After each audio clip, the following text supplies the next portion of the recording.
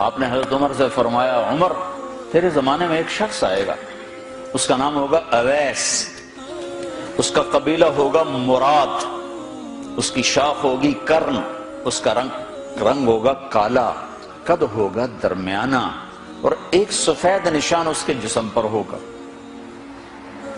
جب وہ آئے تو تم اس سے دعا کرانا، علی تو بھی کرانا، عمر تو بھی کرانا، اور میں قسم کھا کے کہتا ہوں کہ اویس جیسوں سے دنیا بھر جائے تو عمر و علی کے ایک بدن کے بال کے برابر نہیں، لیکن اس کے ذریعے سے ایک پیغام آگے پہنچانا تھا۔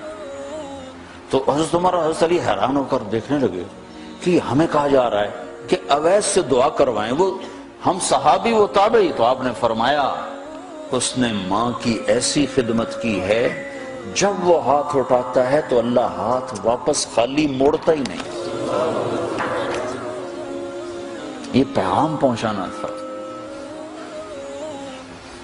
کہ ماں باپ کے آگے جھکو۔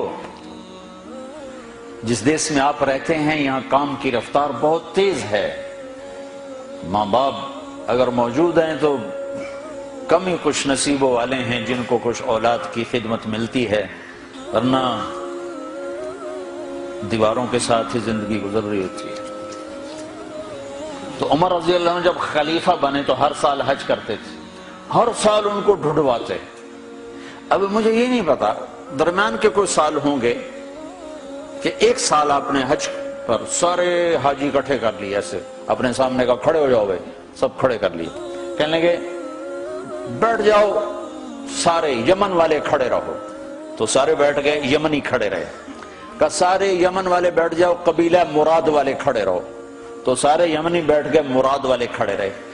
اس سال میں یمن گیا جماعت میں تو اویس کرنی کے گاؤں گیا، ان کی جگہ پیدا ہوئے، جو ان کا قبیلے کے لوگوں سے ملا، اس علاقے سے گزرا، دیکھا کہ اچھا یہاں وہ ہستی پیدا ہوئی تھی، خشک پہاڑ ہیں، بالکل خشک پہاڑ۔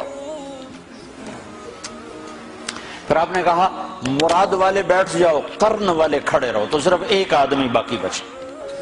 تو آپ نے اس سے پوچھا تم قرنی ہو؟ کہ جی ہاں۔ اویس کو جانتے ہو؟ کہ جانتا ہوں، میرا سگا بھتیجا ہے، میرے بھائی کا بیٹا، لیکن وہ تو تھوڑا پاگل سا ہے، آپ اس کا کیوں پوچھ رہے ہیں؟ تو عمر رضی اللہ تعالیٰ نے رونے لگے، کہا وہ نہیں، تو پاگل نظر آتا ہے۔ پھر آپ نے پوچھا کدھر ہے؟ آیا ہوا ہے حج میں؟ ہے؟ کہ جی ہے۔ کدھر ہے؟ کہ جو اونٹ چرانے نکلا تھا عرفات کی طرف۔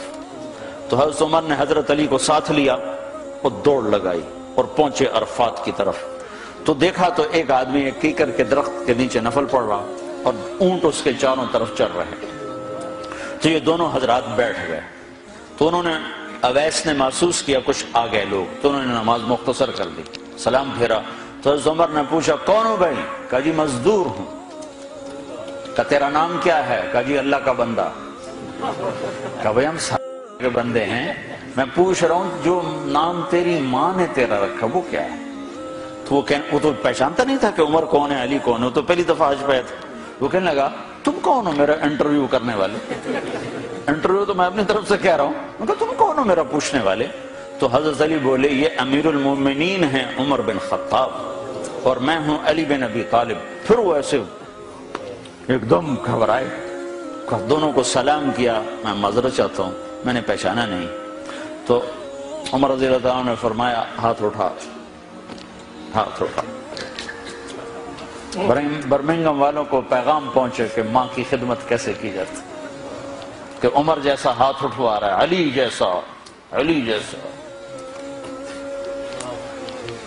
تو وہ کہنے لگے میں آپ کے لیے کیسے ہاتھ اٹھاؤں، میری اوقات ہے کہ میں آپ کے لیے دعا کروں؟ کہاں، ہمیں ہمارے نبی کا حکم تھا کہ اویس آئے تو اس سے دعا کروانی ہے، کہ جب وہ ہاتھ اٹھاتا ہے تو وہ ہاتھ خالی نہیں آتے۔ کس وجہ سے؟ تہجد، جہاد، تبلیغ، ذکر، تلاوت، تسبیح، حج، عمرے، نمازیں، روزے، ذکر، تلاوت۔ کس وجہ سے؟ نہیں، ان میں سے ایک وجہ بھی نہیں، ماں کی خدمت کی وجہ سے۔ پھر ایک اور جگہ آپ نے فرمایا کہ لوگ جب جنت میں چلیں گے تو اویس بھی چلے گا، جب جنت کے دروازے پر پہنچے گے تو اللہ تعالیٰ فرمائیں گے اویس کو روک لو باقی کو جانے دو۔ تو اویس گھبرا جائیں گے، کہیں گے یا اللہ مجھے کیوں روک لیا ہے؟ تو اللہ تعالیٰ فرمائیں گے ٹھہر جاؤ، جانے دو ان کو۔ ہاں بھائی، اب یہ سامنے جہنم کے لوگ کھڑے ہوئے ہیں، تو شفاعت کر، تیری طفیل لاکھوں انسانوں کو جنت میں ڈالوں، تجھے اس لیے روکا ہے کہ تو شفاعت کر، جدھر تیری انگلی اٹھتی جائے گی ان کے لیے جنت لکھتی چلی جائے گی، ان کے لیے جنت لکھتا چلا جاؤں گا، جدھر جدھر تو انگلی اٹھائے۔ صرف پونڈ ہی سب کچھ نہیں، مائیں بھی بہت کچھ ہے، صرف پونڈ ہی سب کچھ نہیں ہے، باپ بہت کچھ ہے۔